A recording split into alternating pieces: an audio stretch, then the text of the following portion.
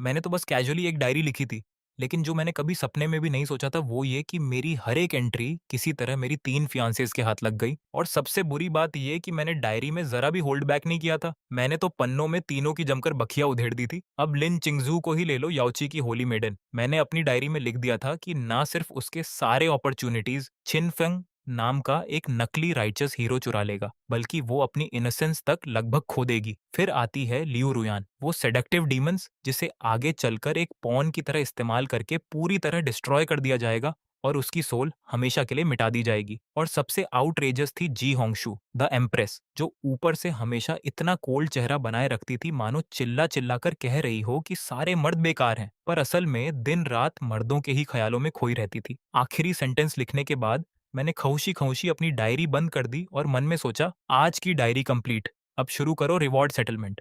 और तभी वो जाना पहचाना सिस्टम वॉइस मेरे दिमाग में गूंजा, कंग्रेचुलेशंस होस्ट, आपको ग्रेट डेव एम्पावरमेंट मिला है और आप सेंट रियलम में एक स्टेज आगे बढ़ गए हैं। ये सुनते ही मैं खुशी से लगभग अपनी कुर्सी से उछल पड़ा। ये फीलिंग अमेजिंग थी। 18 साल की घुटन झेलने के बाद आखिरकार मेरा टेक ऑफ शुरू हो रहा था। मैंने मुस्कुराते हुए कहा, सिस्टम, तू तो बेसिकली मेरा दूसरा माँ बाप है। पर ठीक उसी पल 3 बिल्कुल अलग-अलग जगहों पर मेरी डायरी की हबू कॉपीज अचानक प्रकट हो गईं। याओची होली लैंड के अंदर लिन छिंगज़ू अपने सामने हवा में तैरती उस रहस्यमयी नोटबुक को घूर रही थी। ये क्या है? उसने धीरे से बुदबुदाया। फिर बड़ी सावधानी से उसने स्पिरिचुअल एनर्जी का एक धागा आगे बढ़ाया। ये कंफर्म करने के बाद कि कोई डेंजर नहीं है, उसने डायरी को अपने हाथ में खींचा और खोल दिया और सबसे पहले उसकी नजर मेरी शिकायत पर पड़ी। आज दोपहर वो इरिटेटिंग सेवेंथ एल्डर फिर से मुझे ढूंढते हुए आ गई। बार बार यही रट लगा रही थी कि मैं याओची होली लैंड जाऊं और अपनी फियांसे उस होली मेडन से मिलूं। लिन चिंगजू की खूबसूरत आंखें फैल गईं।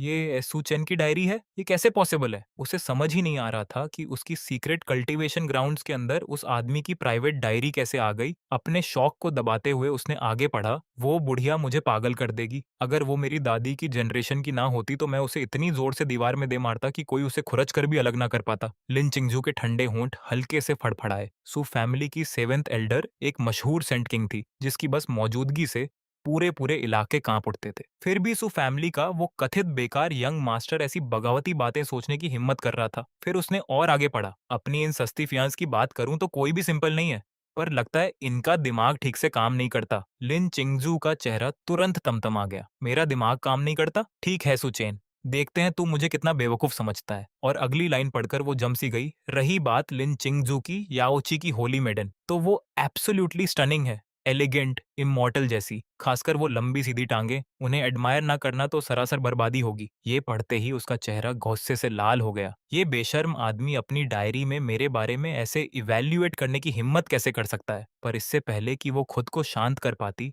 उसने आगे पढ़ा, अफसोस, वो एकदम इनोसेंट है। कुछ ही दिनों में तियान्युअन सीक्रेट रेल में छिन फेंग नाम का एक हिपोक्रेट उसे धोखा देगा। वो बंदा दिन भर मोरालिटी की बातें करता है, पर उसका दिल गंदे ख्यालों से भरा है। वो उसे पूरी तरह बेवकूफे बनाएगा, उसके सारे अपॉर्चुनिटीज चुरा लेगा और उसकी वजह से वो लगभग खुद को खो देगी। वो ब्यूटी विदाउट कॉशन की परफेक्ट मिसाल है। लिन चिंगजू गुस्से से कांप उठी। वो याओची की होली मेडन थी, 10,000 सालों में मुश्किल से दिखने वाली जीनियस। वो भला किसी रैंडम आदमी के हाथों कैसे बेवकूफ बन सकती थी? सू चेन बकवास कर रहा है। एक गहरी सांस लेकर उसने खुद को आगे पढ़ने पर मजबूर किया और तभी उसकी नजर एक और एंट्री पर पड़ी। जिस नॉवल की कहानी मुझे पता है उसके हिसाब से आज रात ब्लैक फीन टावर नाम का एक ग्रुप मुझे मारने के लिए एक असैसिन भेजेगा। वो असैसिन बस सेंट रेल्म का है, बेसिकली एक छोटी सी मछली। सच कहूं तो मेरा तो हिलने का भी मन नहीं है। उसे मारने का मतलब है बॉडी को ठिकाने लगाना, और शायद मेरी वो स्ट्रेंथ भी एक्सपोज हो जाए जिसे मैंने सालों से छुपा रखा है। जैसे ही उसने ब्लैक फीन टावर शब्द पढ़े, उसका दिल जोर से धड़क उठा। अभी कल ही याओची होली लैंड को इंटेलिजेंस मिली थी कि ब्लैक फीन टावर ने इमॉर्टल सू फैमिली के किसी अहम सदस्य को मारने का एक मासिव कॉन्ट्रैक्ट एक्सेप्ट किया है, और वो टारगेट बहुत मुमकिन था कि सूचन ही था। उसके ख्याल गड्डमड होने लगे। अगर डायरी सच हुई तो, अगर सूचन कोई बेकार वेस्ट्रल था ही नहीं तो, अगर वो किसी बड़े मकसद के लिए अपनी असली स्ट्रेंथ छुपाए बैठा कोई पियरलेस जीनियस हुआ तो, तभी अचानक उसे डायरी की एक और लाइन याद आई, मैं इतना पावरफुल हूँ फिर भी मुझे कमजोर होने का नाटक करना पड़ता है। क्या कोई इस दर्द को समझता है? और उसके मन में धीरे धीरे एक अकेले बोझ से दबे जीनियस की छवि बनने लगी। एक ऐसा आदमी जो चुपचाप एक विशाल जिम्मेदारी उठाए हुए है और पूरी दुनिया की गलतफहमियां सह रहा है, और ना जाने क्यों उसके दिल में गिल्ट भरने लगा। ये डायरी सच हो या झूठ, मैं इसे यूं ही इग्नोर नहीं कर सकती। यही सोचकर वो आगे बढ़ी और बादलों के समंदर में गायब हो गई। उधर नाइन नेदर डीमन सेक्ट की गहराइयों में लियू रुयान भी बड़े मजे से डायरी की एक कॉपी पढ़ रही थी। इंटरेस्टिंग, बहुत इंटरेस्टिंग। वो छोटा बेकार सू फैमिली का एयर इतना क्यूट साइड भी रखता है। जब उसने वो लाइन देखी जहां मैंने उसे सेडक्टिव ब्यूटी कहा था, तो वो गुस्सा होने के बजाय शरारत से अपने लाल होंठों पर जीभ फेरने लगी। सेडक्टिव ब्यूटी, मुझे ये डिस्क्रिप्शन पसंद आया। फिर वो अपने फ्यूचर वाले हिस्से पर पहुंची। एक पॉन की तरह इस्तेमाल होकर आखिरकार डिस्ट्रॉय कर दी जाऊंगी, मेरी सोल पूरी तरह मिटा दी जाएगी। उसकी आंखों में एक खतरनाक चमक कौंधी। इस्तेमाल तो सिर्फ मैं करती हूँ दूसरों को, जो मुझे इस्तेमाल कर सके वो अभी पैदा भी नहीं हुआ। फिर भी वो इस बात को नजरअंदाज नहीं कर पाई कि मुझे बहुत से फ्यूचर इवेंट्स पहले से पता लगते थे। आखिर में उसकी नजर उस लास्ट लाइन पर जाकर रुकी जिसमें आज रात ब्लैक फाइन टावर के असासिन के आने की बात थी। उसके चेहरे पर एक ठंडी मुस्कान तैर गई। जिस आदमी में मेरी इंटरेस्ट जगी है उसी को कोई टारगेट करने की हिम्मत कर रहा है? कितनी बड़ी हिम्मत! अरे छोटे आदमी, जब तू खुद इतना आलसी है कि निपटना नहीं चाहता, तो तेरी बिग सिस्टर तेरी हेल्प कर देगी। इसी दौरान उसी रात के आसमान के नीचे ग्रेट सिया डायनेस्टी के इंपीरियल पैलेस के अंदर एम्प्रेस जी होंगशुए भी एक बिल्कुल वैसी ही डायरी को घूर रही थी। वो पहले ही सब कुछ पढ़ चुकी थी। सुचेन एक ऐसा नाम था जिसे वो लगभग भूल चुकी थी। उसकी यादों में वो एक बेकार हेयर से ज्यादा कुछ नहीं था। बड़ा सा टाइटल पर कोई असली काबिलियत नहीं। फिर भी डायरी के कंटेंटस ने उसकी राय बदल दी थी। मेज पर हल्के हल्के उंगलियां थपथपाते हुए उसने अपनी फीनिक्स आंखें सिकोड़ ली। इस डायरी का आना सस्पिशियस है, पर इसके अंदर की इंफॉर्मेशन गढ़ी हुई नहीं लगती। फिर वो उन हिस्सों तक पहुंची जहां मैंने उसके डिसीजंस का मजाक उड़ाया था और उसे मूर्ख कहा था। ये आदमी सच में मेरे चॉइसेस को बेतुका समझता है। वो इंट्रीग्ड हो उठी, आखिर ये छुपा क्या रहा है? और अंत में उसका ध्यान ब्लैक फिन टावर शब्दों पर जाकर टिक गया। क्या ये कोई टेस्ट है? उसके चेहरे पर एक हल्की मुस्कान उभरी। इंटरेस्टिंग, तुम देखना चाहते हो ना, तो चलो मैं तुम्हें दिखाती हूँ कि असली इंपीरियल रैत कैसी होती है। उसने तुरंत एक शैडो गार्ड को बुलाया। मेरा डिक्री पहुंचाओ। शैडो गार्ड कमांडर स्वानिया को हुक्म दो कि वो अभी सू फैमिली पहुंचे। आज रात जो भी बिना इजाजत सू फैमिली के डिवाइन सन पीक के 3 मील के दायरे में घुसेगा, उसे बिना किसी अपवाद के मौत के घाट उतार दिया जाएगा। और ब्लैक फिन टावर की पूरी इन्वेस्टिगेशन करो। मैं जानना चाहती हूँ कि किसने उन्हें मेरी निगरानी में मौजूद किसी को टारगेट करने की हिम्मत दी। और वो शैडो पल भर में गायब हो गया। खिड़की के पास खड़ी जी होंगशुए ने सु फैमिली की दिशा में देखा। सु चैन, अब देखती हूँ तुम सच में असाधारण हो या बस एक फ्रॉड। और जब ये सब कुछ हो रहा था, मैं इन सबसे बिल्कुल अनजान था। मैं तो पहले से ही गहरी नींद में सोया अपनी जिंदगी का सबसे मीठा सपना ले रहा था। पर मेरे घर के बाहर माहौल बेहद लाइवली होता जा रहा था। चांदनी के नीचे लिन चिंगजू एक रूफटॉप पर खड़ी थी। उसका स्पिरिचुअल सेंस चारों ओर फैला हुआ था और वो हर मुमकिन खतरे से गार्ड कर रही थी। लगभग उसी पल पास ही काले धुएं का एक झोंका उठा और लियू रुयन की सेडक्टिव आकृति में बदल गया। उसने लिन चिंगजू को यूं मजे लेकर देखा जैसे कोई दिलचस्प खिलौना देख रही हो। फिर एक और आकृति वहां पहुंची, काले आमर में लिपटी और अपनी ऑरा पूरी तरह छुपाए हुए शैडो गार्ड कमांडर शुआन्या किसी मूर्ति की तरह प्रकट हुई। और बस इसी तरह 3 शक्तिशाली ताकतें मेरे घर को घेर कर खड़ी हो गईं। लियू रुयान मुस्कुराई। अरे ये तो याओची की आइस फेयरी है। आधी रात को मेरे फियांस की छत पे क्या कर रही हो? लिन चिंगसू ने ठंडे स्वर में जवाब दिया। सू चैन, याओची होली लैंड का भावी डॉ पार्टनर है। उसकी सुरक्षा मेरी जिम्मेदारी है। मुझे तुम जैसी डीमन की दखलंदाजी की जरूरत नहीं। लियू रुयन हंस पड़ी। बाप रे, कितना डरावना! पर मुझे तो दखल देने में ही मजा आता है।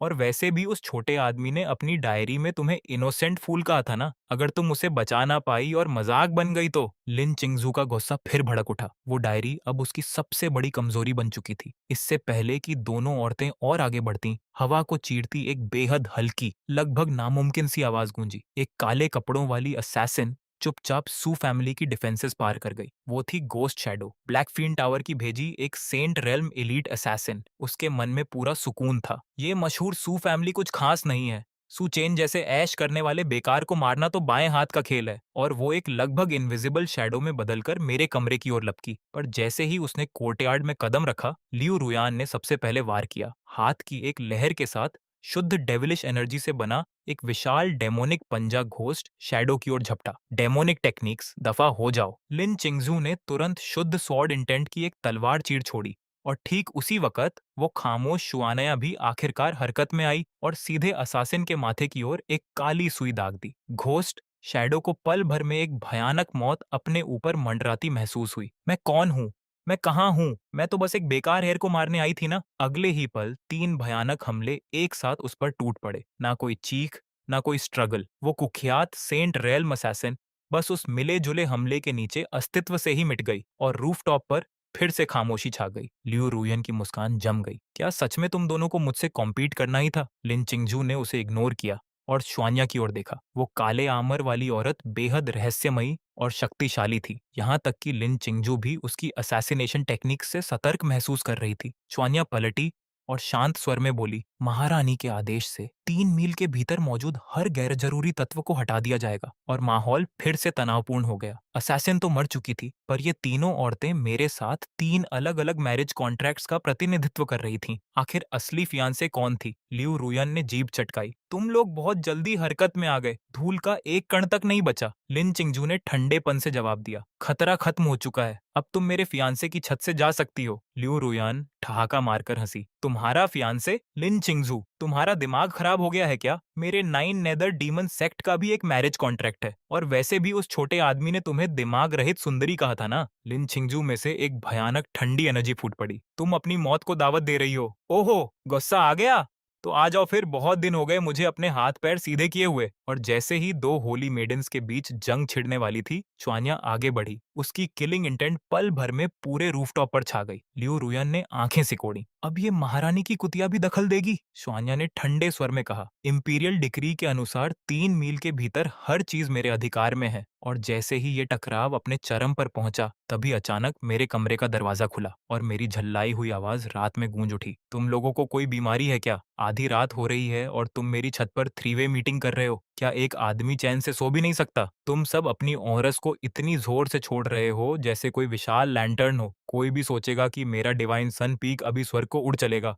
अब दफा हो जाओ यहाँ से। जैसे ही मेरी आवाज गूंजी, शुआन्या बिना कोई निशान छोड़े गायब हो गई। उसके जाते ही लिन चिंगजू भी चांदनी की एक लकीर में बदलकर ओझल हो गई। लियू रुयान का चेहरा निराश हो गया। बोरिंग, सब जा रहे हैं। और वो भी काले धुएं में बदलकर गायब हो गई। मैंने अपनी आंखें मलते हुए बुदबुदाया, ये क्या बला थी? ऐसा लग रहा था जैसे छत पर जंगली बिल्लियों का झुंड लड़ रहा हो। अगली सुबह धूप मेरी खिड़की से छनकर अंदर आ रही थी और मैं अब भी उस शानदार सपने की याद में खोया हुआ था। उस सपने में मैं इनविंसिबल बन चुका था और दुर्लभ डिवाइन आइस से बनी एक कुर्सी पर आराम से पसरा हुआ याओची होली वाटर से बनी चाय की चुस्कियां लेते हुए ये तमाशा देख रहा था कि डीमंस और एम्प्रेस आपस में बहस कर रही हैं कि पहले मेरे कंधे दबाएं या मेरी टांगें। तभी बाहर से एक डरी सहमी सी आवाज आई, डिवाइन सन, क्या आप जाग गए? मैंने आलस से जवाब दिया, अंदर आ जाओ। और 2 खूबसूरत मेड्स खुशबूदार स्पिरिचुअल फ्रूट्स और पेस्ट्रीज लिए अंदर आईं। उन्हें देखकर मैं मुस्कुराया। आज मेरा मूड बहुत अच्छा है। चलो एक गेम खेलते हैं।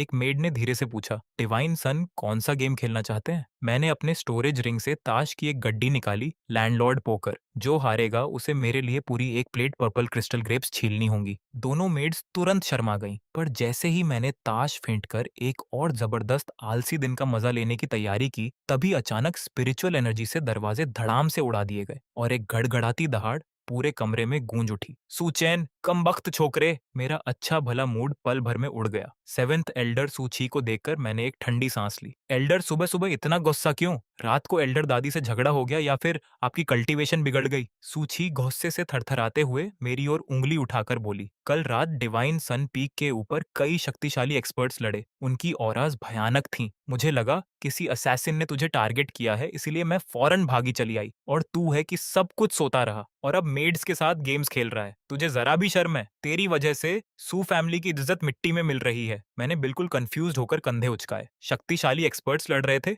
आप क्या बोल रही हैं? मुझे तो कुछ भी महसूस नहीं हुआ। मैंने 7th एल्डर सूखी की तरफ बिल्कुल बेपरवाही से देखा और कहा, सू फैमिली में आसमान थामने वाले लंबे चौड़े लोगों की कोई कमी नहीं है। हमारे पास अनगिनत एक्सपर्ट्स हैं और परत दर परत प्रोटेक्टिव फॉर्मेशंस बिछी हुई हैं।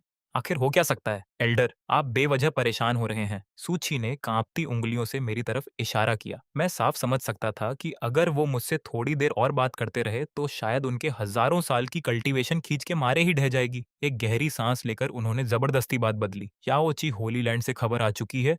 तुम्हें जल्द से जल्द निकलना है और होली मैडन लिन चिंगजू के साथ तियानायुआन सीक्रेट रियलम में जाना है। ये तुम दोनों के रिश्ते को आगे बढ़ाने का सबसे बेहतरीन मौका है और पूरी दुनिया के सामने खुद को साबित करने का भी तुम्हें जाना ही होगा। ये सुनते ही मैंने आंखें घुमा ली। सीक्रेट रेल्म, दिन भर मारकाट, सुनने में ही थका देने वाला लगता है। इससे तो अच्छा है मैं थोड़ी देर और सो लूं या नए कार्ड गेम के रूल्स सोच लूं, फीलिंग्स डेवलप करूं। मेरा तो अपने बेड के साथ रिश्ता पहले से ही बढ़िया है, मुझे किसी और की जरूरत नहीं। सूची लगभग फट पड़े। कमबख्त छोकरे, क्या तू इस बूढ़े को मौत के घाट उतार कर ही चैन लेगा? मैंने उन्हें हाथ हिलाकर टाला। ठीक है, सुन लिया मैंने। अब मक्खी की तरह भनभनाना बंद कीजिए। हो सकता है जब मेरा मूड अच्छा हो या जब मैं सोते सोते सच में ऊब जाऊं तब जाने के बारे में सोच लूं। तब तक प्लीज निकल जाइए। आप मेड्स के साथ मेरे एलिगेंट आर्टिस्टिक एक्सचेंजेस में खलल डाल रहे हैं। ये कहते हुए मैंने अपने ताश उठाए और उन दोनों घबराई हुई मेड्स की तरफ आंख मारी। चलो आगे खेलते हैं। किसकी बारी थी? सूची मुझे ऐसे घूरने लगे जैसे मैं किसी भी उम्मीद से परे पूरी तरह गया गुजरा केस हूं।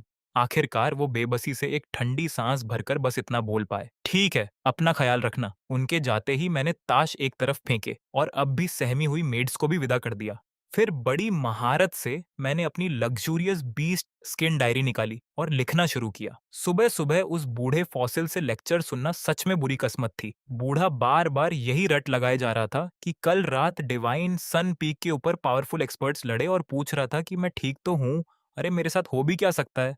और अगर कुछ हो भी जाता तो वो उसकी प्रॉब्लम थोड़े ही है। हालांकि अब सोचता हूँ तो कल रात छत पर सच में बड़ी रौनकस थी। 3 औरस थीं, एक आइसबर्ग जैसी ठंडी, एक किसी फॉक्स स्पिरिट जैसी सेडक्टिव और आखिरी इतनी काली मानो कढ़ाई का पेंदा हो। जिस तरह की हलचल थी उससे लगता है उन तीनों ने मिलकर किसी बेचारे बदकिस्मत को पल भर में डिलीट कर दिया। मुझे सोचने की भी जरूरत नहीं, ये पक्का मेरी वही 3 सस्ती फरियांस थीं। ऊपर से तो सब ऐसे दिखाती हैं जैसे कोई फर्क नहीं पड़ता, पर इनकी हरकतें हैरानी की हद तक ईमानदार हैं। औरतें, मैं मुस्कुराते हुए आगे लिखता गया। फिर भी इन्होंने मेरी बहुत सारी झंझट बचा दी, वरना मुझे खरोद ही कचरा साफ करना पड़ता। कितनी माथापच्ची होती। इस लिहाज से देखूं तो ये 3 मैरिज कॉन्ट्रैक्ट्स पूरी तरह बेकार भी नहीं है। कम से कम मुझे 24 घंटे मुफ्त में काम करने वाले 3 टॉप टियर बॉडीगार्ड्स तो मिल ही गए। बुरा नहीं है। शायद अगली बार इन्हें इनाम में एक कमेमोरेटिव बैनर दे दूं और एम्प्लॉइज ऑफ द ईयर का खिताब बख्शिश दूं। यहाँ तक लिखते लिखते मैं अपनी ही डायरी पर हंसने लगा। अगर उन तीनों घमंडी औरतों को कभी पता चल जाए कि उनकी सारी मेहनत मेरी नजरों में बस एक बैनर के बराबर है तो उनके चेहरे कैसे होंगे मैं कल्पना भी नहीं कर सकता।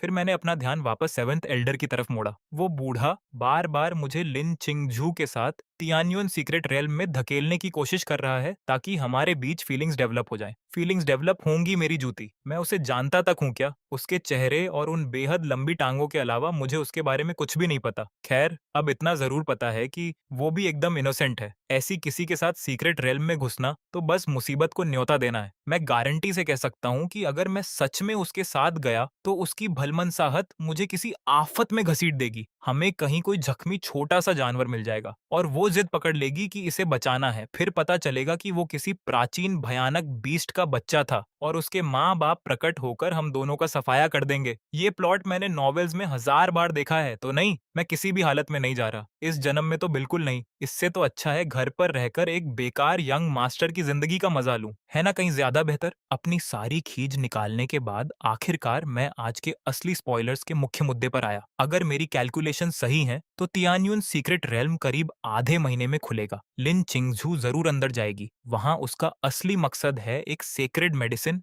जिसका नाम है 9 लीफ रिनकनेशन ग्रास। अनगिनत मुश्किलों के बाद आखिरकार वो उसे ढूंढ निकालेगी, पर जैसे ही वो उसे तोड़ने वाली होगी तभी अचानक एक central purple lightning thunder lion प्रकट होगा और दोनों के बीच जान की बाजी वाली जंग छिड़ जाएगी। इसी दौरान हमारा प्रोटागोनिस्ट कहिन फेंग पहले से ही पास कहीं छुपा बैठा होगा। वो बड़े सब्र से इंतजार करेगा कि दोनों पक्ष बुरी तरह जख्मी और थक कर चूर हो जाएं, तभी अपना दांव चलेगा। और हाँ, वो सीधे सामने तो आएगा नहीं। पहले वो एक बेहद छुपा हुआ पॉइजन नीडल चुपके से उस पहले से जख्मी थंडर लायन पे चलाएगा और उसे उसके आखिरी पलों की तरफ धकेल देगा। फिर बड़े नाटकीय अंदाज में झपटकर बाहर आएगा और लिन चिंगझू के लिए उस बीस्ट के आखिरी बेतहाशा हमले को अपने ऊपर रोक लेगा।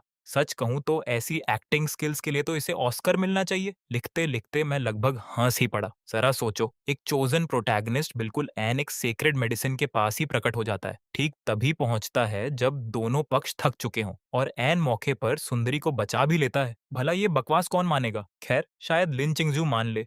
वो है ही ठीक उसी तरह की इनोसेंट फूल जो इसमें फंस जाएगी। फिर मैं आगे लिखता गया और असली घिनौना हिस्सा तो इसके बाद आता है। वो आखिरी हमला झेलने के बाद छिन फेंग ऐसा नाटक करेगा मानो बुरी तरह जख्मी हो, बस सांसें गिनती रह गई हों। हमारी भोली होली मेडन ने ऐसा मंजर पहले कभी देखा ही नहीं होगा, तो वो पूरी तरह पिघल जाएगी। वो फौरन याओची होली लैंड का सबसे कीमती हीलिंग ट्रेजर याओची लाइफ एसेंस निकालेगी और उस पर इस्तेमाल कर देगी, जिसकी एक बूंद किसी सेंट की कटी हुई बाह तक फिर से उगा सकती है और जिसे वो आम तौर पर खुद अपने ऊपर भी इस्तेमाल नहीं करती। जैसे ही चिन फेंग होश में आएगा, दोनों की ऑफिशियल जान पहचान हो जाएगी। फिर वो अपनी ग्रीन टी एक्टिंग स्किल्स झाड़ेगा और कहेगा कि वो तो बस यूं ही गुजर रहा था, पूरी नेकनियती से मदद की, बदले में कुछ नहीं चाहिए। गिल्ट से भरी लिन चिंगजू जिद करेगी कि वो 9 लीफ रिनकानेशन ग्रास का आधा हिस्सा उसके साथ बांटे और कई बार मना करने का नाटक करने के बाद वो बेमन से मान जाएगा और बस इसी तरह उसे मुफ्त में आधी सेक्रेड मेडिसिन मिल जाएगी, अनमोल हीलिंग ट्रेजर भी मुफ्त में। और सबसे बड़ी बात, लिन चिंगजू ताउम्र खुद को उसका एहसानमंद महसूस करती रहेगी। उसे यकीन हो जाएगा कि वो दुनिया का सबसे नेक और शरीफ इंसान है और उस दिन के बाद वो उसकी नंबर 1 सपोर्टर और पर्सनल ट्रेजर वॉल्ट बन जाएगी। सच में बड़ा दुखद है, एक होली मेडन किसी चालबाज हिपोक्रेट के हाथों की कठपुतली बन जाए। ब्यूटी विदाउट ब्रेन्स वाला मुहावरा तो जैसे उसी के लिए इजाद हुआ है। संतुष्ट होकर मैंने डायरी बंद कर दी। आज की डायरी कंप्लीट। और तभी सिस्टम की आवाज फौरन मेरे दिमाग में गूंजी। कंटेंट में एक बड़ी फ्यूचर इवेंट शामिल है, बेहद सटीक डिटेल्स के साथ, ऑथेंटिसिटी वेरीफाइड, रिवॉर्ड सेटलमेंट शुरू हो रहा है, कॉन्ग्रेचुलेशंस होस्ट, आपको divine ability great void art प्राप्त हुई है। उसी पल गहन ज्ञान का एक विशाल सैलाब मेरे दिमाग में उमड़ पड़ा। स्पेशल लॉज और डाउ ऑफ स्पेस से जुड़ी अनगिनत अंतर्दृष्टियां पल भर में मुझ में समा गईं और समझ में आ गईं। और ठीक उसी वक्त डायरी की वो 3 कॉपीज एक बार फिर उन तीनों औरतों के सामने प्रकट हो गईं। उधर याओची होली लैंड में लिन चिंगजू अभी लौटी ही थी कि वो जानी पहचानी डायरी फिर से उसके सामने साकार हो उठी। लगभग अनजाने में ही उसने हाथ बढ़ाकर उसे खोल दिया और सबसे पहले उसकी नजर उन 3 औरतों के बारे में मेरे वर्णन पर पड़ी। एक आइसबर्ग जैसी ठंडी, एक फॉक्स स्पिरिट जैसी सेडक्टिव। लिन चिंगजू के होंठ बुरी तरह फड़फड़ाए। आइसबर्ग मैं ही हूं ना, उसने बुदबुदाया, और वो फॉक्स स्पिरिट वही डीमन औरत। चलो ठीक है, पर जब वो उस हिस्से पर पहुंची जहां मैंने उन्हें मुफ्त के बॉडीगार्ड्स कहा था और बैनर से इनाम देने की योजना बनाई थी, तो उसने लगभग दांत पीस लिए। ये कमीना, मैंने अपनी जान जोखिम में डालकर इसकी रक्षा की और ये बस मुझे एक बैनर देने के बारे में सोच रहा है। फिर भी उसने पढ़ना जारी रखा और तभी उसकी नजर उन शब्दों पर पड़ी, 9 लीफ रीइंकार्नेशन ग्रास। उसकी सांसें थम गईं, उसकी पुतलियां तेजी से सिकुड़ गईं। सुचेन को इतना कुछ कैसे पता हो सकता है? वो जैसे जैसे पढ़ती गई, उसका शरीर वैसे वैसे ठंडा पड़ता गया। आखिर तक पहुंचते पहुंचते डायरी उसकी उंगलियों से फिसलकर धड़ाम से फर्श पर जा गिरी। हर एक वाक्य किसी तलवार की तरह सीधे उसके दिल में उतरता महसूस हो रहा था। वो छिनफोंग को नहीं जानती थी, पर अगर घटनाएं सच में वैसे ही घटी जैसे लिखा था, तो उसे एहसास हुआ कि वो 100% उस जाल में फंसी जाती। एक ठंडा डर उसकी रीढ़स में दौड़ गया। फिर उसके मन में एक और ख्याल उभरा, रुको, अगर सुचेन को इतनी साफ साफ सब कुछ पता है, तो उसने मुझे सीधे क्यों नहीं बताया? क्यों बस डायरी में मेरा मजाक ही उड़ाया? और अचानक उसे लगा जैसे उसने सब कुछ समझ लिया हो। वो मुझे जगाने की कोशिश कर रहा है, वो मेरी पर्सनैलिटी जानता है। अगर वो मुझे सीधे चेतावनी देता तो मैं यकीन ही नहीं करती, शायद उससे और नफरत करने लगती। इसीलिए उसने ताने और मजाक का सहारा लेकर सच्चाई को डायरी के अंदर छुपा दिया। वो टेस्ट कर रहा है कि मैं उसके इरादों को समझ पाती हूँ या नहीं। मुझे इनोसेंट फूल कहना मेरा मजाक उड़ाना नहीं था। वो तो इसलिए क्योंकि उसे फिक्र थी कि मैं काफी सतर्क नहीं हूँ। मुझे ब्यूटी विदाउट ब्रेन्स कहना कोई अपमान नहीं था। वो तो इसलिए क्योंकि उसे डर था कि मैं लोगों पर बहुत जल्दी भरोसा कर लेती हूँ। वो तो शुरू से ही मेरी फिक्र कर रहा था। पल भर में अनगिनत भावनाएं उसके दिल में उमड़ पड़ी, शर्मिंदगी, एहसास, कृतज्ञता और एक हल्की सी मिठास तक। सुचेन के उस आलसी और बेपरवाह बाहरी रूप के नीचे उसने अचानक एक ऐसे आदमी की कल्पना कर ली जो उसकी सुरक्षा की गहरी फिक्र दिल में लिए बैठा है। डायरी उठाकर उसने अभूतपूर्व दृढ़ता के साथ दूर क्षितिज की ओर देखा। सुचेन, अब मैं समझ गई, मैं तियानायुआन सीक्रेट रियलम में जरूर जाऊंगी, पर इस बार मैं वो इनोसेंट फूल नहीं रहूंगी। इसी बीच 9 नेदर डीमन सेक्ट के अंदर लियू रुयान नई डायरी एंट्री पढ़ते हुए मुस्कुरा रही थी। जब उसने अपना जिक्र फॉक्स स्पिरिट जैसी सेडक्टिव के रूप में देखा, तो वो खुशी से खिलखिला उठी। छोटे आदमी, तेरी डिस्क्रिप्शंस में सच में जरा भी सुधार नहीं आया। पर मुझे पसंद है। फिर वो छिन-फंग वाले हिस्सों तक पहुंची। जैसे-जैसे वो पढ़ती गई, उसकी मुस्कान वैसे-वैसे और चौड़ी होती गई। इंटरेस्टिंग, ये किन-फेंग नाम का छोटा-सा कीड़ा तो काफी जहरीला है। Heroic rescue, emotional manipulation, treasures चुराना। सच कहूं तो इसके तरीके तो हमारे डीमन सेक्ट वालों से भी ज्यादा गंदे हैं। वो खिलखिलाई। लिन चिंगजू तो इतनी बेवकूफ है कि बिक जाए और फिर बिकने के पैसे भी खुद ही गिन दे। फिर भी जो उसे इस तरह पूरी तरह बेवकूफ बना सके, उसमें कुछ तो टैलेंट होगा ही। उसकी आंखों में एक उत्साह कौंधा, ठीक वैसा जैसे किसी शिकारी को कोई दिलचस्प शिकार मिल गया हो। कोई है, फौरन छिन फेंग की जांच करो, मुझे उसकी एक एक डिटेल चाहिए। उसके सबॉर्डिनेट के जाते ही लियो रुयन क्षितिज की ओर देखकर मुस्कुराई। छोटे आदमी, जब तुझे अपनी आईसी फियांसे की इतनी फिक्र है तो तेरी बिग सिस्टर खुद निगरानी रखेगी। अगर छिन फेंग ने अच्छा परफॉर्म किया तो शायद मैं तालियां बजा दूं, और अगर बुरा परफॉर्म किया तो मैं खुद उसे हमेशा हमेशा के लिए स्टेज से विदा करवा दूंगी। उधर ग्रेट सिया इंपीरियल पैलेस में जी होंगशुए भी नई प्रकट हुई डायरी को गहरी सोच में डूबी घूर रही थी। छिन फेंग की चालों के बारे में पढ़ने के बाद उसकी आंखें ठंडी पड़ गईं। वाह, क्या राइचस हीरो है, क्या जहरीला सांप है। धीरे धीरे उसे लगा कि वो मुझे और साफ समझने लगी है। तो इसीलिए सुचेन आलसी दिखता है। वो सच में आलसी है ही नहीं, वो तो पहले से ही पूरे बोर्ड के ऊपर बहुत ऊंचाई पे खड़ा है। उसे खुद कुछ करने की जरूरत ही नहीं। उसकी डायरी की चंद लाइंस ही कई टॉप पावर्स की चालों को हिला देने के लिए काफी हैं। उसकी नजरों में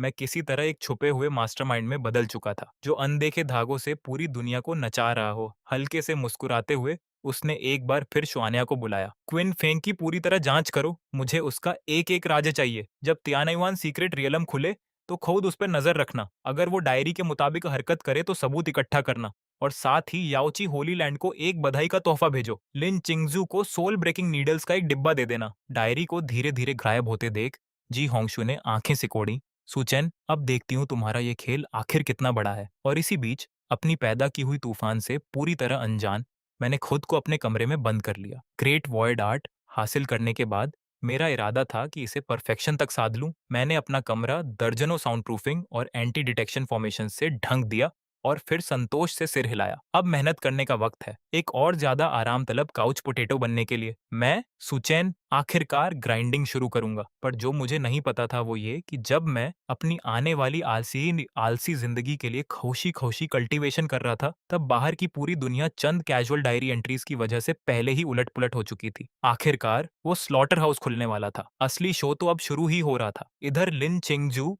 ऊपर से यूं दिख रही थी मानो बिना किसी खास मंजिल के सीक्रेट रेल में यूं ही भटक रही हो, पर असल में उसका डिवाइन सेंस पहले ही किसी अदृश्य जाल की तरह चारों ओर फैल चुका था और उसके पीछे चल रही उस सेल्फ राइटियस मक्खी को मजबूती से लॉक कर चुका था। उसने मन ही मन एक गाली दी, और वो गाली सिर्फ परछाइयों में उसका पीछा करते उस हिपोक्रेट के लिए नहीं थी, वो सूचन के लिए भी थी। वही आदमी जो अपनी डायरी में बार बार उसे ब्यूटी विदाउट ब्रेन्स कहता था। बस सू फैमिली लौटने दे मुझे, उसने दांत पीसते हुए सोचा। तब तुझे एहसास कराऊंगी कि लगातार क्रिटिसिज्म सुनना कैसा लगता है। पर इस बार मैं तुझे निराश नहीं करूंगी। मैं अपने कर्मों से साबित करूंगी कि मैं वो इनोसेंट फूल नहीं हूं जो तू समझता है। खुद को शांत करने के बाद वो धुंध से ढंकी एक घाटी में दाखिल हुई, और जैसे ही उसने अंदर कदम रखा, उसकी नजर घाटी के बीचों बीच एक प्राचीन स्पिरिचुअल ऑल्टर के पास उगी एक छोटी सी पन्ने जैसी हरी जड़ी बूटी पर पड़ी। पर जैसे ही वो उसे तोड़ने बढ़ी, तभी अचानक एक विशालकाय बीस्ट जमीन फाड़कर प्रकट हो गया, हजारों मीटर दूर। फेंग का दिल उत्साह से लगभग फट ही पड़ा। लिन चिंगजू, तू चाहे कितनी भी टैलेंटेड क्यों ना हो, है तो बस सेंट रियलम के फोर्थ हेवन पर ही। जैसे ही तू और वो बीस्ट एक दूसरे को जख्मी करोगे, तभी मेरी बारी आएगी सुंदरी को बचाने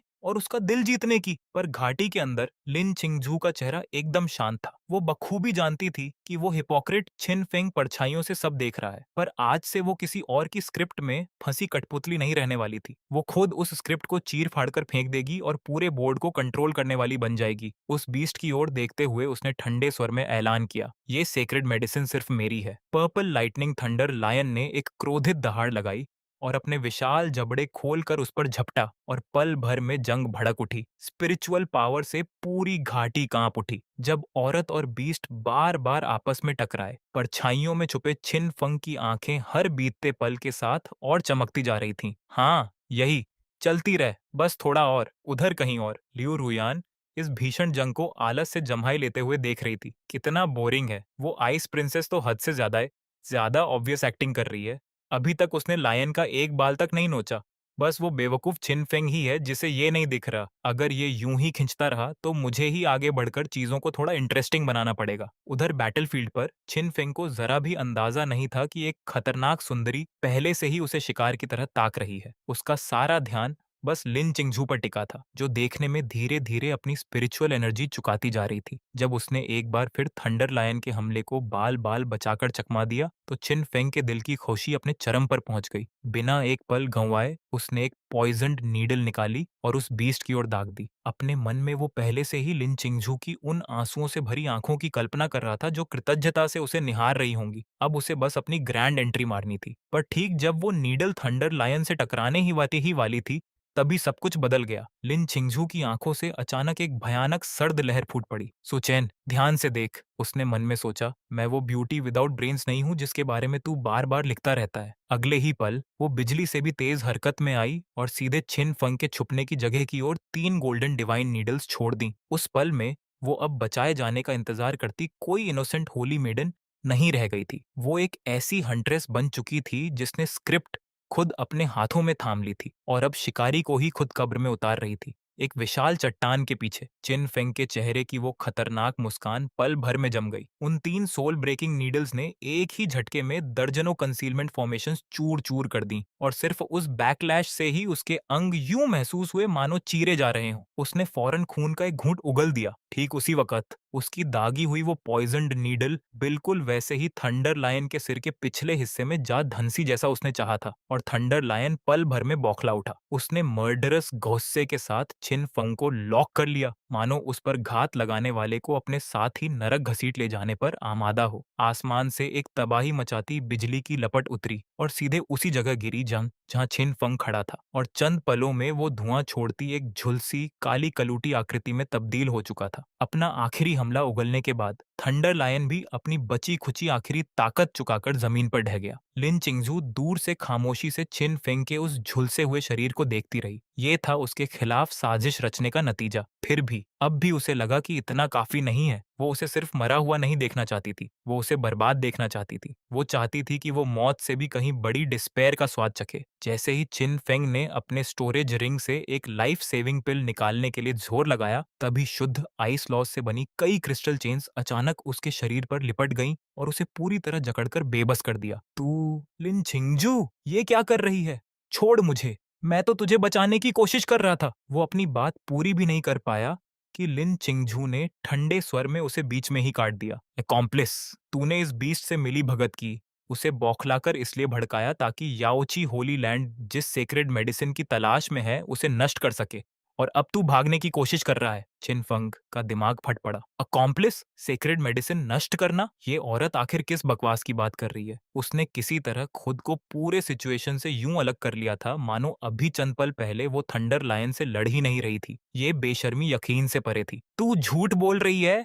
बीस्ट से तो तू लड़ रही थी, मैं तो बस यहाँ से गुजर रहा था। लिन चिंगजू के खूबसूरत चेहरे पर एक हल्की सी मुस्कान तैर गई। उसने अपना हाथ उठाया और थंडर लायन की खोपड़ी में धंसी वो पॉइजन्ड नीडल काली रोशनी की एक लकीर बनकर वापस उसकी हथेली में आ गिरी। तो फिर इसकी सफाई दे, इस नीडल में सोल डिसॉल्विंग पॉइजन क्यों है? क्या कोई इनोसेंट राहगीर यूं ही अपने पास एक लुप्त हो चुका एंशिएंट पॉइजन लेकर घूमता है? या फिर तू मुझे ये बताएगा कि थंडर लायन ने खुद ही अपने सिर के पीछे नीडल घोंप ली? कखिन फेंक की पुतलियां बुरी तरह सिकुड़ गईं। तू तू आखिर है कौन? ठीक जब उसका दिमाग पूरी तरह उलझन में डूब रहा था, तभी दूर से एक सेडक्टिव आकृति धीरे धीरे उभरी। वंडरफुल, बिल्कुल वंडरफुल। लिu रुयान हंसते हुए तालियां बजाने लगी। याओची की होली मैडेन, तू तो हमारे डीमन सेक्ट के ज्यादातर लोगों से भी कहीं ज्यादा बेरहम है। लिन चिंगजू की नजरें पल भर में तीखी हो गईं। उसने लिu रुयान की मौजूदगी को जरा भी भांपा तक नहीं था। उस डीमोनेस की कंसीलमेंट टेक्निक्स वाकई भयानक थीं। अपनी ओर बरसती उस बर्फीली दुश्मनी को पूरी तरह नजरअंदाज करते हुए लिu रुयान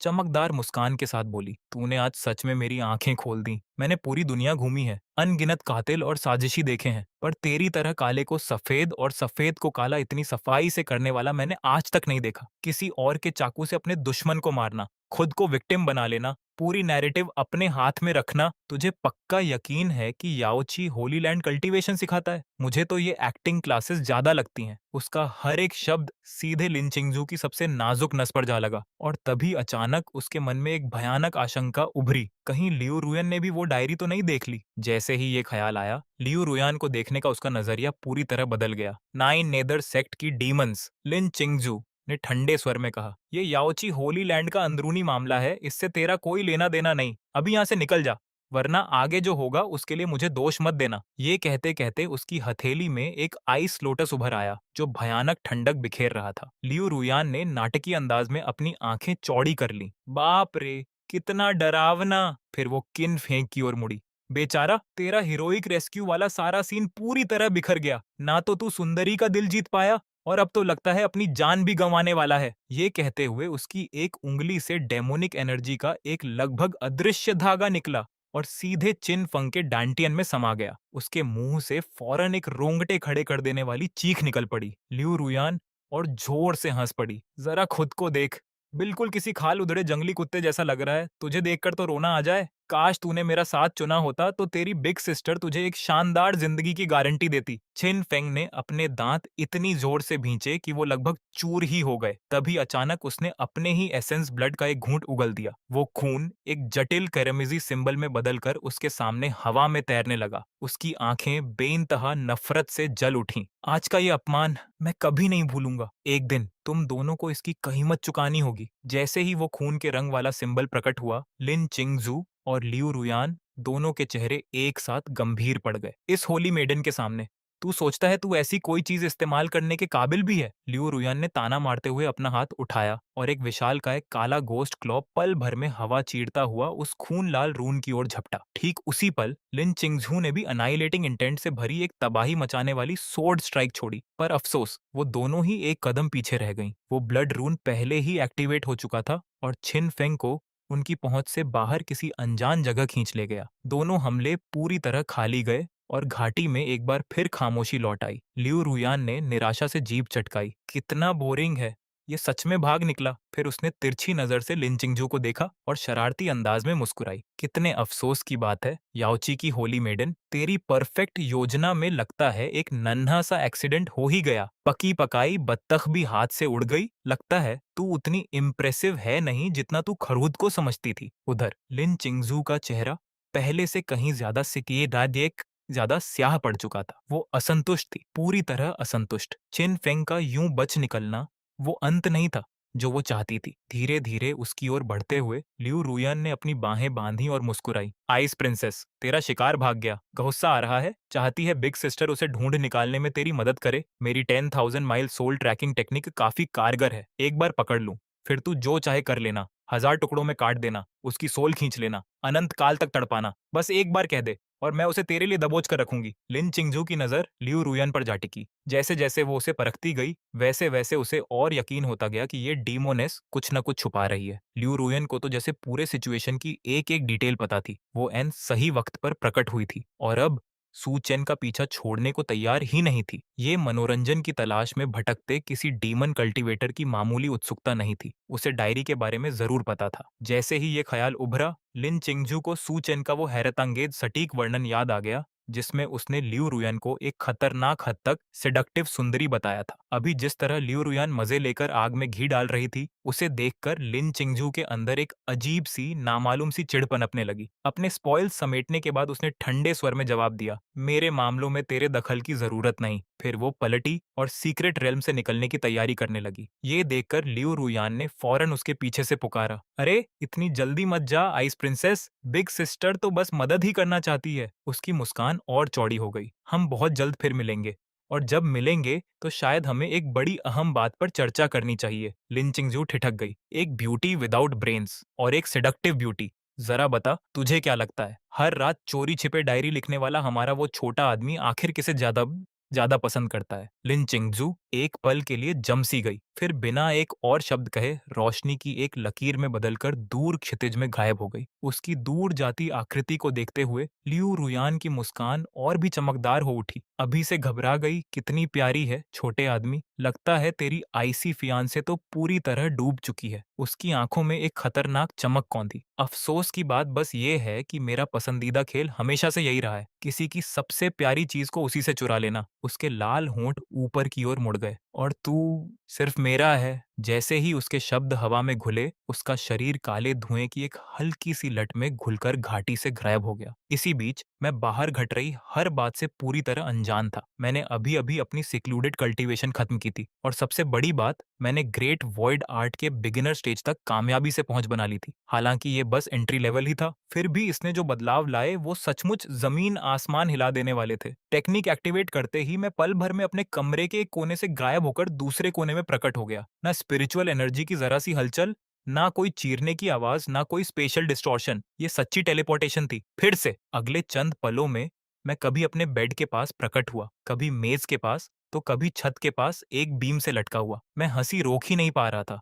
हा हा हा हा हा हा हा, ये ग्रेट वॉइड आर्ट तो सचमुच सिर्फ मेरे ही लिए बना है। मैं साफ महसूस कर सकता था। जब चाहूं मैं सीधे अपने आसपास के वॉइड में घुलकर अपनी मौजूदगी को पूरी तरह मिटा सकता था। यहाँ तक कि कोई सेंट किंग भी अपने डिवाइन सेंस से इंच इंच छानते हुए भी मुझे कभी नहीं ढूंढ पाएगा। और ये तो छोड़ो कि पल भर में हजारों मील का सफर तय कर लेने की काबिलियत तो अलग ही थी। अपने कमरे के बीचों बीच खड़ा मैं पहले से कहीं ज्यादा ज्यादा सेफ महसूस कर रहा था। 18 साल तक छुपते छुपाते रहने के बाद आखिरकार मुझे वो अल्टीमेट एबिलिटी मिल गई थी जिसका हर सतर्क आदमी सपना देखता है। जब जरूरत पड़े तब भाग खड़े होने की ताकत। सच कहूं तो ये तो सेंट रियल में ब्रेक थ्रू करने से भी ज्यादा शानदार फीलिंग थी। मैं अभी उसी खरोशी में डूबा ही था कि तभी बाहर से एक मेड की आवाज आई, डिवाइन सन, होली मेडन लिन चिंगजू आपसे मिलने आई हैं। ये शब्द सुनते ही मेरे दिमाग में डेंजर का एक जबरदस्त एहसास फट पड़ा। मजाक कर रही हो क्या? मैं लगभग उछल ही पड़ा। औरतें मुसीबत होती हैं, और उसमें भी खासकर फियांस। ये जगह अब सेफ नहीं रही। मुझे फौरन गायब होना होगा। पर जाऊं कहाँ? सू फैमिली का बगीचा? बहुत ऑब्वियस है, सेवेंथ एल्डर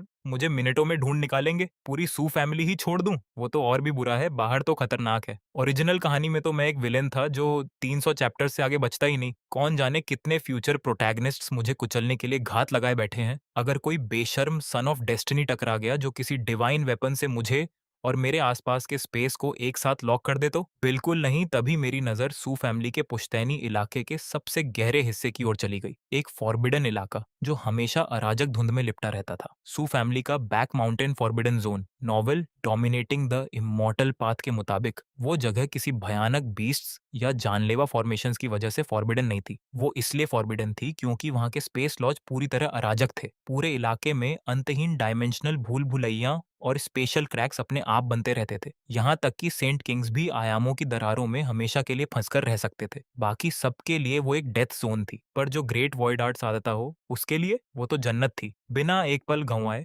मैंने ग्रेट वॉइड आर्ट एक्टिवेट की और खामोशी से उस फॉरबिडन जोन की ओर बढ़ चला। थोड़ी ही देर में अराजक धुंध का वो विशाल समंदर मेरे सामने आ गया। दूर से ही एक भयानक एंशिएंट ऑरा मुझ पर छा गई। धत, यहाँ का माहौल तो सच में काफी दमदार है। कोई भी इसे देखकर सोचेगा कि अंदर कोई इमॉर्टल ही सील किया गया है। अपनी उंगलियां चटकाते हुए मैं मुस्कुराया। जरा देखते हैं सो फैमिली के पुरखों का बनाया ये प्रोटेक्टिव शेल आखिर कितना मजबूत है। ग्रेट वॉइड आर्ट को उसकी हद तक धकेलते हुए मैंने खुद को स्पेशियल डस्ट के एक बेहद मामूली कण में बदल लिया और सीधे उस अराजक धुंध में गोता लगा दिया जो सेंट्स तक की जान ले सकती थी। इसके बाद जो हुआ वो लगभग शर्मनाक था। जिन जानलेवा फॉर्मेशंस को घुसपैठियों का सफाया कर देना चाहिए था, वो मेरी मौजूदगी तक को भांप नहीं पाई। स्पेशल ऑर्डर की जंजीरें हवा में बेतहाशा नाचती रहीं, बेचैनी से एक ऐसे टारगेट को ढूंढती रहीं जिसे वो लॉक ही नहीं कर पा रही थी। वो भयानक अराजक डेथ एनर्जी बस सीधे मेरे अभौतिक शरीर के आर पार गुजर गई, मेरी आस्तीन का एक कोना तक नहीं छू पाई। मैंने अविश्वास से चारों ओर देखा। बस इतना ही। मुझसे हंसे बिना रहा नहीं गया। पुरखो, आपकी फॉर्मेशंस तो कुछ निराश ही कर रही हैं। उस जमाने में फंडिंग की कमी पड़ गई थी क्या? कंस्ट्रक्शन के वक्त किसी ने घपला कर दिया था क्या? एक के बाद एक जानलेवा फॉर्मेशन से यूं आराम से गुजरते हुए मैं खुद को ऐसा मैक्स लेवल प्लेयर महसूस कर रहा था जिसने इनविंसिबिलिटी चीट्स ऑन कर रखे हों, और जो गलती से वापस किसी बिगिनर विलेज में आ भटका हो। मॉन्स्टर्स लकड़ी के डंडे लिए मुझ पर टूट पड़ रहे थे, अपनी पूरी जान लगा रहे थे, फिर भी एक पॉइंट डैमेज तक नहीं कर पा रहे थे।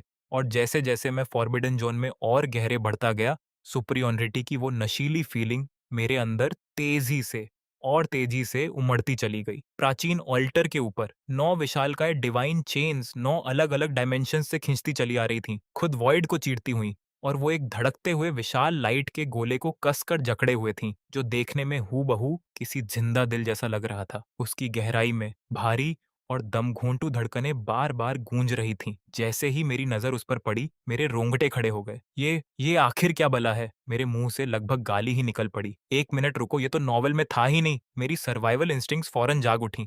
"ना बाबा ना, बिल्कुल नहीं। यहाँ से निकलने का वक्त आ गया।" मैं ग्रेट वॉइड आर्ट एक्टिवेट करके अपनी जान बचाकर भागने की तैयारी कर ही रहा था कि तभी मेरा डिवाइन सेंस गलती से उस विशाल लाइट के गोले की सतह पर फिसल गया। ठीक उसके बीचों बीच, जहाँ 9 डिवाइन चेन्स आकर मिलती थीं, मैंने एक लगभग अदृश्य सी दरार देखी और उस नन्ही सी दरार से एक ऐसी ऑरा रिस रही थी जो एक साथ बेइंतहा पवित्र और गहराई तक शैतानी थी। मेरे कदम पल भर में रुक गए। इस विशाल फॉर्मेशन के अंदर कैद चीज यकीनन कोई हानिरहित चीज नहीं थी। अगर सू फैमिली के पुरखों ने इसे सील करने के लिए इतनी बेतुकी हद तक मेहनत की थी, तो 99% चांस यही था कि ये कोई दुनिया मिटा देने वाला मॉन्स्टर ही होगा। पर तभी मन में एक और ख्याल उभरा, इस सील में दरार आखिर है क्यों? क्या बस वक्त ने इसे कमजोर कर दिया, या फिर इसे जानबूझकर छोड़ा गया था? जैसे जैसे मैं सोचता गया, वैसे वैसे मेरे दिमाग में और बेतुके आइडियाज बढ़ते गए। क्या पता ये कोई भयानक बुराई हो ही नहीं? क्या पता ये असल में सू फैमिली के पुरखों की छोड़ी हुई कोई छुपी हुई इनहेरिटेंस हो? शायद कोई सोता हुआ सुप्रीम एक्सपर्ट, शायद कोई लेजेंडरी ट्रेजर, या शायद एम्परर वेपन्स से भी बढ़कर कोई इमॉर्टल आर्टिफैक्ट। क्या पता वो शैतानी ऑरा बस एक कैमोफ्लाज हो? क्या पता वो दरार जानबूझकर किसी नियति के चुने हुए वारिस के लिए छोड़ी गई हो? मेरे जैसे किसी के लिए, एक पियरलेस जीनियस जिस पर किस्मत की कृपा हो और जिसके पीछे एक सिस्टम खड़ा हो। जितना मैं तर्क करता गया, उतना ही मुझे यकीन होता गया, और जो आत्मघाती क्यूरियोसिटी आखिरकार शांत हुई थी, वो फिर से पूरे जोर से भड़क उठी। नहीं, मुझे जानना ही होगा अंदर क्या है। मैंने खुद को गंभीरता से सिर हिलाकर समझाया। बस एक नजर डालूंगा, सिर्फ एक नजर। स्पेशल पावर का इस्तेमाल करके बिना कुछ छुए बस दरार से झांक लूंगा। इसे कहते हैं रिस्क असेसमेंट। बिल्कुल कोई छेड़छाड़ नहीं, कोई तबाही नहीं, बस इंटेलिजेंस इकट्ठा करना। क्या पता आगे चलकर प्रोटैगोनिस्ट इस जगह को खोज ले, तो बेहतर है मैं पहले से तैयारी कर लूं। एक बार फिर मैंने कामयाबी से खुद को मना लिया। खामोशी से रिस्ट्रिक्शंस की परतों में से फिसलते हुए मैं उस विशाल गोले के बीचों बीच बनी दरार के पास पहुंचा। अपने डिवाइन सेंस को धूल के कण से भी छोटे स्पेशल पावर के एक धागे से जोड़कर मैंने बड़ी सावधानी से उसे उस दरार की ओर बढ़ाया। पर जिस पल वो धागा उस दरार के ठंडे किनारे से छुआ, तभी कयामत टूट पड़ी। एक भयानक विल अचानक जाग उठी। पूरा प्राचीन ऑल्टर कान फाड़ देने वाली गर्जनाओं से फट पड़ा। उसकी सतह पर अनगिनत सोए हुए रून्स जगमगा उठे। ठीक उसी वक्त आसमान और जमीन को जोड़ती वो 9 डिवाइन चेन्स किसी क्रोधित ड्रैगन की तरह बुरी तरह थरथरा उठी, और उस कनेक्शन के जरिए एक जबरदस्त बैकलैश सीधे मेरी ओर उमड़ पड़ा। मेरी सोल तो जैसे दहशत से चीख ही पड़ी। Oh shit! मैं डर के मारे लगभग उछल ही पड़ा। गड़बड़ कर दी, इस बार सच में बड़ी गड़बड़ कर दी। अगले ही पल वो भयानक ताकत सीधे सील के सबसे कमजोर हिस्से यानी उसी दरार पर जा टकराई, और वो नन्ही सी दरार पल भर में फैलने लगी। नहीं, ना ना ना ना! मैं बेबसी से चिल्ला उठा। पर अफसोस, उस दरार ने मेरी आपत्तियों पर जरा भी ध्यान नहीं दिया। वो और फैलती गई और फैलती गई, यहाँ तक कि पूरे पुश्तैनी इलाके को हिला देने वाले एक भयानक धमाके के साथ पहली डिवाइन चेन चटक गई, फिर दूसरी, फिर तीसरी, और मेरी दहशत से भरी निगाहों के सामने 9 की 9 चेन्स अनगिनत सुनहरे टुकड़ों में बिखर गईं।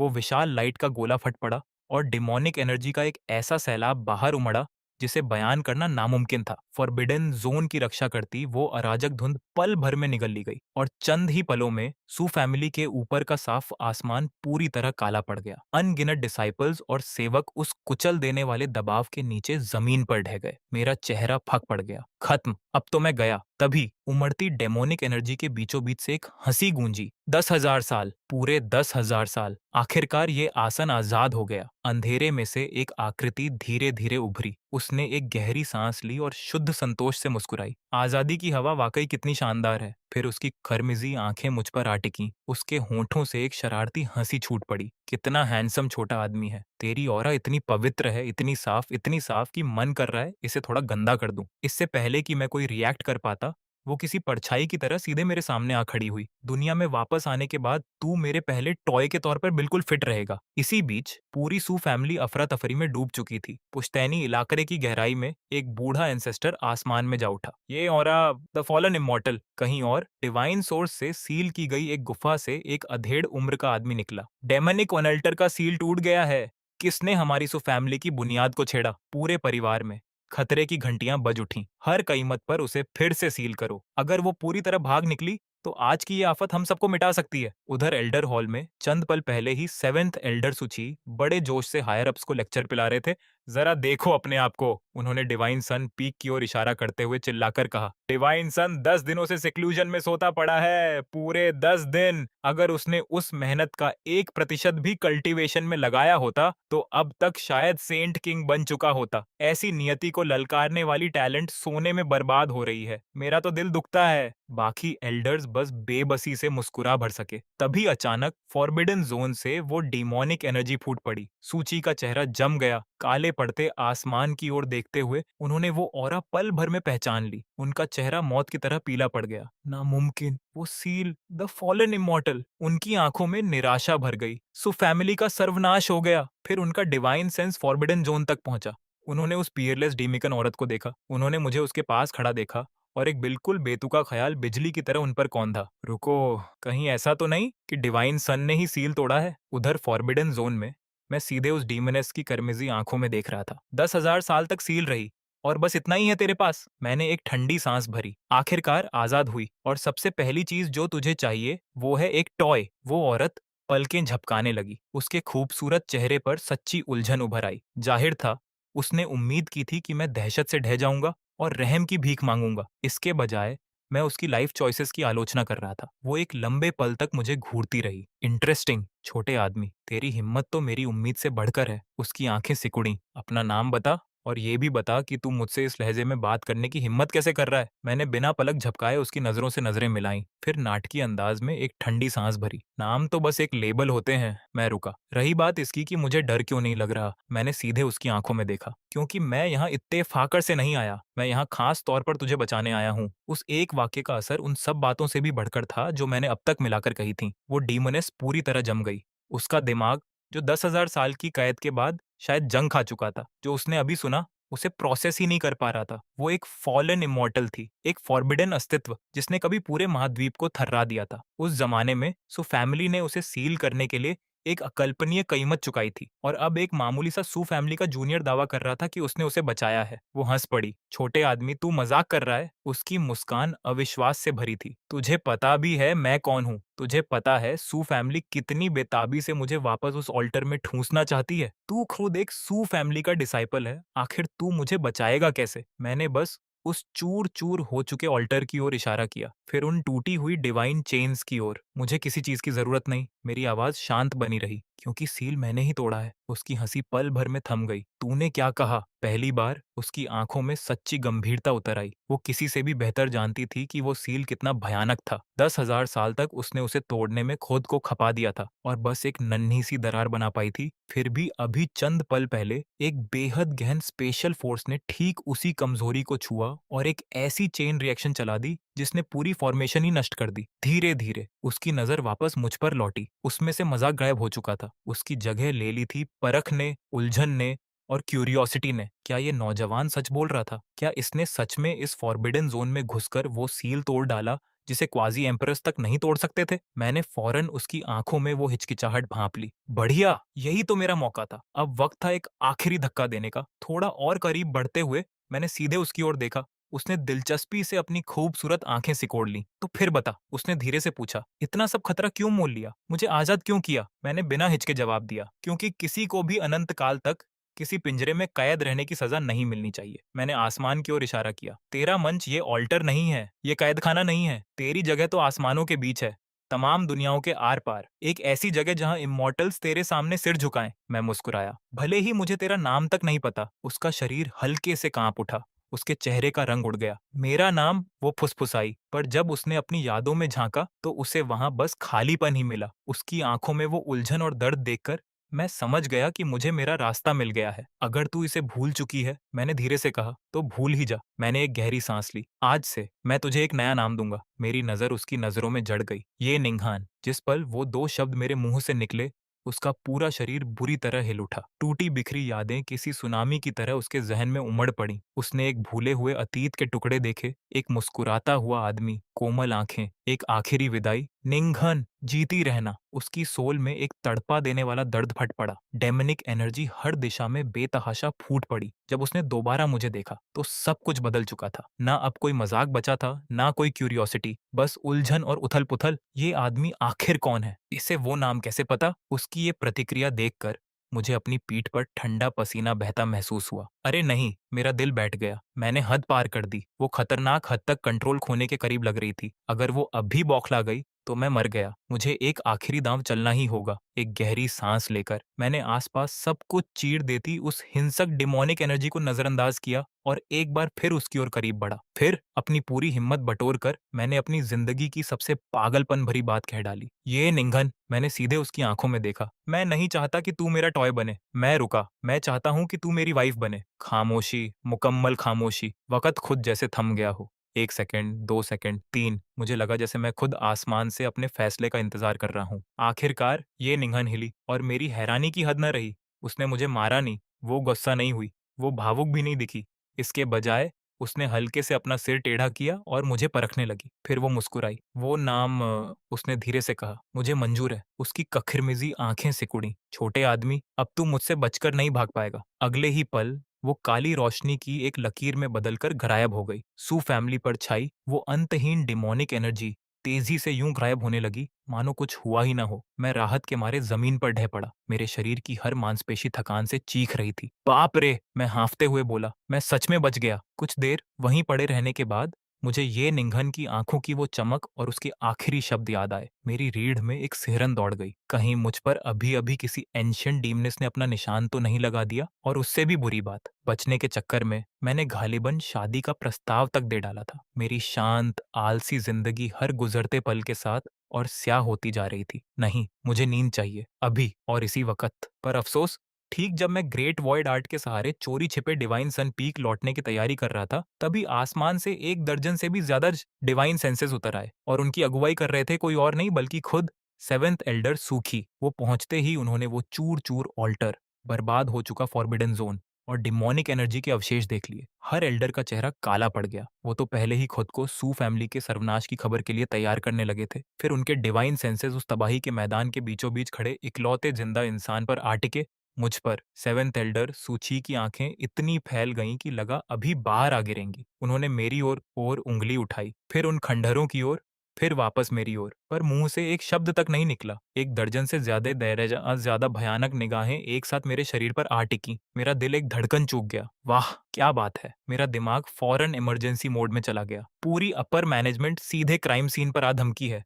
कल्प्रिट एन यहीं खड़ा है और चारों ओर सबूत ही सबूत। मैंने घबराकर थूक निकला। तो अब प्लान क्या है? घुटनों के बल गिरकर रो रो कर माफी मांगूं या फिर दांव और ऊंचा लगाकर किसी तरह इन सब बूढ़े मॉन्स्टर्स को भी बहका दूं? दोनों में से एक भी ऑप्शन जरा भी सेफ नहीं लग रहा था। मेरा दिमाग पूरी रफ्तार से घूम रहा था। अगर इन बूढ़ों ने मेरी कहानी पर यकीन नहीं किया तो? अगर इन्होंने सारी पूछताछ छोड़कर सीधे मुझे उल्टा लटकाकर कॉफिन के ढक्कन से मेरी पिटाई शुरू कर दी तो? एक भावी सुपर विलन के लिए मरने का ये तो सचमुच बेहद जिल्लत भरा तरीका होगा। तभी सेवेंथ एल्डर सुची लड़खड़ाते हुए उड़कर आए और मेरे बगल में उतरे। उनका चेहरा फक था और वो चारों ओर उस चूर चूर हो चुके फॉरबिडन जोन को घूर रहे थे। चेनेर, तू यहाँ क्या कर रहा है? और वो डीमनेस, उनकी आवाज बीच में ही खो गई। मैंने अपना गला खंखारा और लापरवाही से हाथ हिलाया। अरे सेवेंथ एल्डर और आप सारे एंसेस्टर्स भी, आप सब जाग गए? अच्छा है, कुछ नहीं हुआ। अब सब घर जा सकते हैं। बस एक सीनियर थीं जो एक बहुत लंबी झपकी से जागी थीं।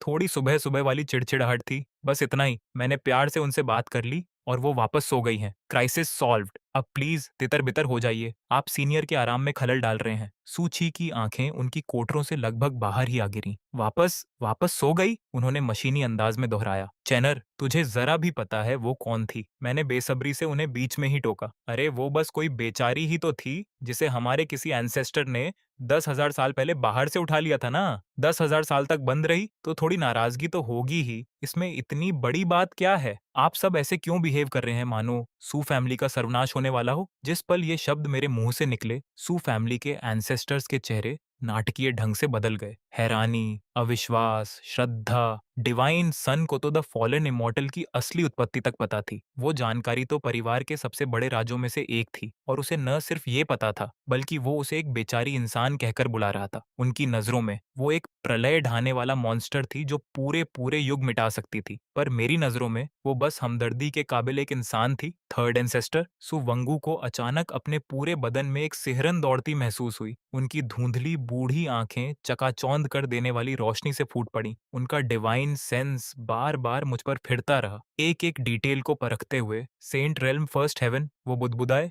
नामुमकिन। आखिर एक मामूली सा सेंट रेल्म कल्टीवेटर उस डिमोनिक एनर्जी के सीधे संपर्क में आकर बिना एक खरोंच के कैसे बच सकता है? वो द फॉलन इमॉर्टल के सामने खड़ा होकर इतने आराम से उसे जाने के लिए कैसे मना सकता है? वो पूरी तरह अछूता कैसे रह सकता है? उसके कपड़ों पर एक शिकन तक न पड़े? सुवांगू के मन में एक भयानक ख्याल आकार लेने लगा। अगर मैंने जो कल्टीवेशन लेवल दिखाया वो नकली हो तो? अगर ये सब बस एक इल्यूजन हो तो? उनकी सांसें भारी होने लगीं और अचानक पिछले 18 सालों में मेरी की हुई हर अजीब हरकत उनके जहन में एक दूसरे से जुड़ने लगी। अगर मुझे कमजोर पड़ते सील का पहले से ही पता था तो? अगर इसीलिए मैंने अरसे बाद पहली बार डिवाइन सन पीक छोड़ा था तो? अगर मैं खास तौर पर इसी फॉरबिडन जोन में घुसा था ताकि आफत फूटने से पहले ही उससे निपट लूं तो? अगर मैंने अकेले द फॉलन इमॉर्टल का सामना किया और ऐसे तरीकों से एक ऐसी तबाही टाल दी जो पूरी सू फैमिली को मिटा सकती थी, जिन्हें इनमें से कोई समझ भी नहीं सकता, तो जितना वो सोचते गए उतना ही उन्हें यकीन होता गया। मेरा वो शांत रवैया घमंड नहीं था, ना ही नादानी, वो तो एक ऊंचा नजरिया था। मेरी नजरों में एक फॉलन इमॉर्टल से निपटना जाहिर तौर पर किसी टूटी हुई बार ठीक करने से ज्यादा झंझट का काम नहीं था। सू वांगू को अपनी सोल कांपती महसूस हुई। हमारी सू फैमिली ने आखिर किस तरह के मॉन्स्टर को जन्म दे दिया है? उनके इर्द गिर्द बाकी एंसेस्टर्स डिवाइन सेंस के जरिए आपस में संदेश भेजने लगे। थर्ड ब्रदर, क्या ये सच में मुमकिन है? एक ने कांपते हुए पूछा। दूसरे ने फौरन जवाब दिया, इसमें कोई गलती नहीं। हम सब उस डीमोनेस की दहशत जानते हैं। उसकी मौजूदगी में तो ग्रेट सेंट्स तक के डाव हार्ट्स चूर चूर हो जाएं। पर जरा डिवाइन सन को देखो, वो न सिर्फ बेखरोंच है बल्कि उसकी ऑरा में जरा सी भी हलचल नहीं हुई। क्या ये कोई सेंट रेल्म कल्टीवेटर कर सकता है? आखिरकार सु वांगू ने पूरे यकीन के साथ कहा। अभी थोड़ी देर पहले मैंने चुपके से मायरियड ओरिजिन डिवाइन टेक्निक से उसकी जांच की। उसका डाव हार्ट कल्पना से परे स्थिर है। उसकी सोल किसी अंतहीन समंदर जैसी विशाल है। उसकी असली कल्टीवेशन तो कब की हमारी समझ की हद पार कर चुकी है। वो सेंट रेल्म फर्स्ट हेवन वाली ऑरा तो बस दुनिया को धोखा देने के लिए ओढ़ा गया एक भेस है। उनकी आवाज हल्के से कांपी। हम सब 18 साल तक अंधे बने रहे। आसपास खड़े एंस्टर्स सन्न रह गए। वो खुद को परिवार का रक्षक समझते थे, सो फैमिली के भविष्य को थामने वाले खंभे। फिर भी उनमें से किसी को कभी एहसास तक नहीं हुआ कि जिस डिवाइन सन पर वो तरस खाते और फिक्र करते रहे, वो असल में एक छुपा हुआ सुप्रीम बीइंग हो सकता है। इधर सूची वहीं पूरी तरह हक्के बक्के खड़े रह गए। उन्होंने एंसेस्टर्स की ओर देखा, जिनकी आंखें अब लगभग धार्मिक श्रद्धा से जल रही थीं। फिर वापस मेरी ओर देखा। उनकी दुनिया ढहने लगी थी। इसने सच में द फॉलन इमॉर्टल को बातों में उलझाकर जाने के लिए मना लिया? वो बुदबुदाए। क्या सच में इतना आसान हो सकता है? पर मेरे उस एकदम बेफिक्र चेहरे को देखकर और एंसेटर्स की प्रतिक्रियाओं को मिलाकर वो खुद हकीकत की अपनी समझ पर ही शक करने लगे। शायद शायद चैनर ने सच में एक ऐसा रियलम हासिल कर लिया है जो उनकी कल्पना से भी परे है। ठीक जब सुची का पूरा नजरिया जड़ से नए सिरे से बन रहा था, थर्ड एंसेस्टर सुवांग आगे बढ़े। और फिर सबकी हैरानी की हद न रही जब उन्होंने बड़े आदर से मेरी ओर झुककर प्रणाम किया। सुवांग, फेलो डाओइस्ट का अभिवादन करते हैं। मेरा तो गला ही रूंध गया। फेलो डाओइस्ट। मैं उस बूढ़े को घूरने लगा। ये बंदा आखिर है कौन? मैंने मन में सोचा, ये कोई नया स्कैम है क्या? हम इतने करीब तो नहीं है बूढ़े बाबा। पर ऊपर से मैंने अपना शांत भाव बनाए रखा और बस सिर हिला दिया। मेरी ये प्रतिक्रिया देखकर सुवांगू को और भी यकीन हो गया। जाहिर है, एक सच्चा एक्सपर्ट भला ऐसी दिखावटी औपचारिकताओं की परवाह क्यों करेगा। पलटकर उन्होंने वहां जमा एल्डर्स और एंसेस्टर्स को अभूतपूर्व गंभीरता से संबोधित किया। आज के इस दिन से यहाँ जो कुछ भी हुआ है वो सू फैमिली का सर्वोच्च स्तर का राज्य है। जिसने भी एक शब्द तक लीक किया उसे गद्दार माना जाएगा और मैं खुद उसे मौत के घाट उतारूंगा। फिर उन्होंने सु ची की ओर देखा। आज से डिवाइन सन सुचेन को सु फैमिली के इतिहास का सबसे महान जीनियस माना जाएगा। वो युगों का हिसाब लगा सकता है, आसमान और जमीन को उलट सकता है और उसका चरित्र पिछले सारे एंसेस्टर्स से भी बढ़कर है। जब डिवाइन सन हमारे साथ है तो हमारी सू फैमिली को इस गोल्डन एज से डरने की क्या जरूरत? हम नाइन हेवंस पर राज क्यों न करें? उनकी ये घोषणा हर एक पर किसी आसमानी बिजली की तरह गिरी, एक के बाद एक। एल्डर्स और एंसेस्टर्स मेरी ओर गहराई से झुकते चले गए। डिवाइन सन युगों युगों में अद्वितीय है। डिवाइन सन आसमान के नीचे बेजोड़ है। सु फैमिली का भविष्य डिवाइन सन के हाथों में है। सूची की आंखों के आगे अंधेरा छा गया। वो लगभग वहीं बेहोश ही हो गए। 18 साल तक वो एक ऐसे अकल्पनीय शक्ति वाले अस्तित्व के पीछे दौड़ते रहे थे। उसे और मेहनत से कल्टीवेशन करने को कहते रहे, जिम्मेदारी के लेक्चर पिलाते रहे और यहाँ तक कि उसे नालायक छोकरा तक कहते रहे। अचानक उनकी टांगें जवाब दे गईं।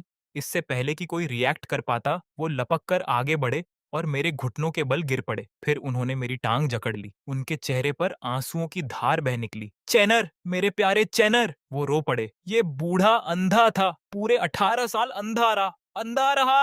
मैं तेरी उस कड़ी मेहनत को समझ ही नहीं पाया। वो नाटकीय अंदाज में सुबकने लगे। तू फिक्र मत कर, आज के इस दिन से जो भी तेरी नींद में खलल डालेगा उसे मुझसे खुद निपटना होगा। और रही बात उस याओची होली मैडन की, वो तेरे काबिल है ही नहीं। मैं अभी जाकर वो एंगेजमेंट रद्द करवाता हूँ। तेरी उपलब्धियां तो एंसेस्ट्रल हॉल में डिवाइन गोल्ड की बनी एक मूर्ति की हकदार हैं, ताकि आने वाली हर पीढ़ी हमेशा तेरी महानता को निहार सके। मेरे रोंगटे झंझना उठे। ये हो क्या रहा है? मैं अपनी टांग से चिपके उस रोते हुए एल्डर को घूरता रहा। कहीं इस बूढ़े को कल्टीवेशन डेविएशन तो नहीं हो गया? और उससे भी बड़ी बात, उनके आंसू और नाक खतरनाक हद तक मेरी पैंट के करीब पहुंच रहे थे। और वो थे कस्टम मेड स्पिरिचुअल सिल्क के रोब्स। वो महंगे थे, बहुत महंगे। ठीक है, मैंने उन्हें खुद से छुड़ाने की कोशिश करते हुए कहा। सेवेंथ एल्डर, प्लीज शांत हो जाइए, थोड़ी तो डिग्निटी रखिए। फिर मैं बाकियों की ओर मुड़ा। एंसेस्टर्स, सेवेंथ एल्डर, आप सबको रिलैक्स होने की जरूरत है। सच में कोई बड़ी बात नहीं थी। मैंने बस देखा कि सील थोड़ा ढीला लग रहा है और सोचा कि अंदर की सीनियर शायद आराम से सो नहीं पा रही होंगी। मैं तो बस पड़ोस की शांति बनाए रखने में मदद करना चाहता था। फिर वो जाग गईं और जिद करने लगीं कि जरा टहलना है। हमने आराम से बात कर ली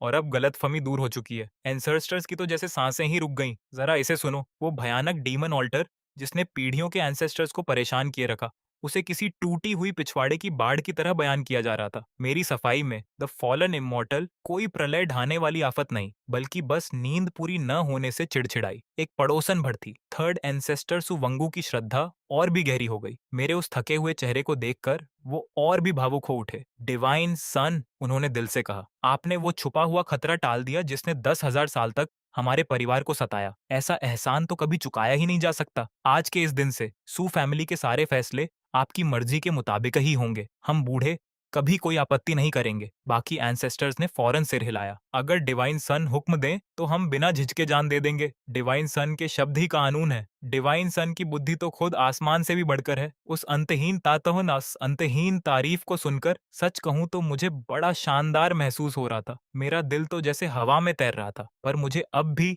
अपना वो रहस्यमयी एक्सपर्ट वाला पर्सोना बनाए रखना था। तो मैंने बस एक थके हुए भाव के साथ हाथ हिला दिया। ठीक है, मैं समझ गया। इस वक्त मैं बस यही चाहता था कि ये बेहद अजीब और पल-पल और हास्यास्पद होता जा रहा जश्न किसी तरह खत्म हो जाए, ताकि मैं डिवाइन सन पीक लौट सकूं, वापस अपने बेड में घुस सकूं और अपनी जिंदगी की सबसे सुकून भरी झपकी का मजा ले सकूं।